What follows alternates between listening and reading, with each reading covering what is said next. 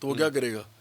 ہم اسی لیے کہتے ہوتے ہیں کہ دیکھیں، اور وہ نہیں چاہے گا، وہ اسلامی پارٹی کون سی والی؟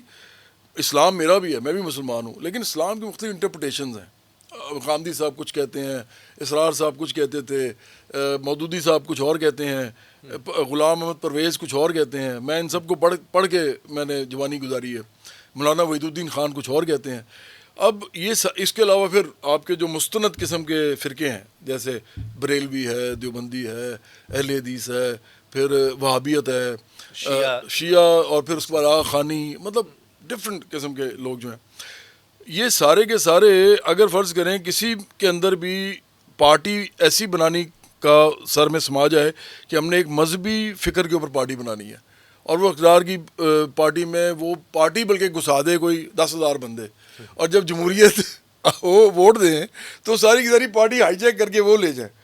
اسی لیے ہم کہتے ہیں کہ اس کو ہماری جیسی پارٹیز ہوتی ہیں نا، جو ریولوشنری پارٹیز ہوتی ہیں، جو نوجوانوں کی بات کرتی ہیں، مڈل کلاس کی، عام مزدور کسان کی، لوور مڈل کلاس کی بات کرتی ہیں، ان کے اندر کبھی بھی جمہوریت نہیں ہوتی.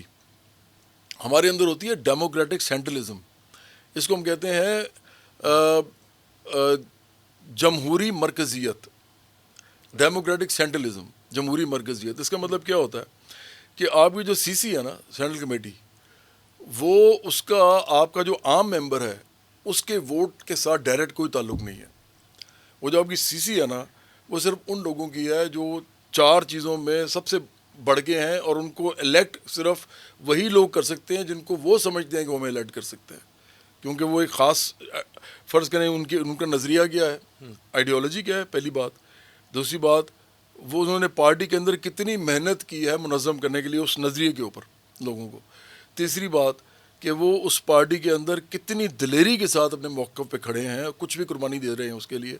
اور چوتھی بات کہ وہ لوگوں کا درد کتنا رکھتے ہیں جن کے لیے وہ کچھ کر رہے ہیں، اس طرح کی انقلابی پارٹی وہ بنا رہے ہیں. تو اگر ان 4 چیزوں پہ آپ نے ان لوگوں کو الیکٹ کرنا ہے جو آپ کی سی سی چلائیں گے، جس کی وجہ سے پارٹی پوری اس کا اسٹریٹجی، پارٹی کا اسٹرکچر، پارٹی کی آئیڈیالوجی، وہ سارا کا سارا اس پہ ڈیپینڈ کرے گا. تو پھر ظاہری بات ہے کہ وہ ایک عام ممبر تو اس کو چوز نہیں کر سکتا. عام ممبر کو تو آپ نے اپنی آئیڈیالوجی کی طرف لانا ہے. یہ تو نہیں کہ جو آئیڈیالوجی وہ لے کے آیا ہے اور اس پہ وہ ووٹ دے رہا ہے آپ نے پارٹی اس کے حوالے کر دینی ہے.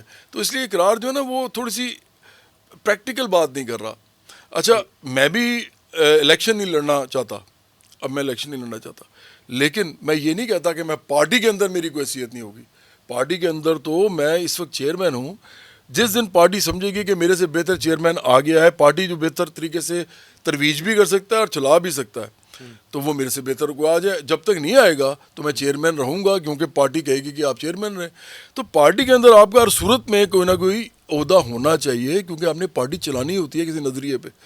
اچھا، اسی طرح آخری بات میں کرتا ہوں کہ نظریہ جو ہے نا دنیا میں، جس کو ہم کہتے ہیں سیاسی نظریہ، وہ لینن نے کہا تھا کہ politics is nothing but concentrated economics. مطلب اکنامکس کی گیم ہے ساری. سیاست اصل میں کیا ہے؟ اکنامکس. کیوں سیاست کیوں جاتی ہے؟ سیاست اس لیے کی جاتی ہے کہ جو اس ریاست کے اندر لوگ رہتے ہیں، ان کی جو ضروریات ہیں اور جو سہولیات ان کو چاہیے وہ ان کو دی جائیں. اور تو کوئی وجہ نہیں ہوتی نا اس کی. سیاست کی کیا ضرورت ہے؟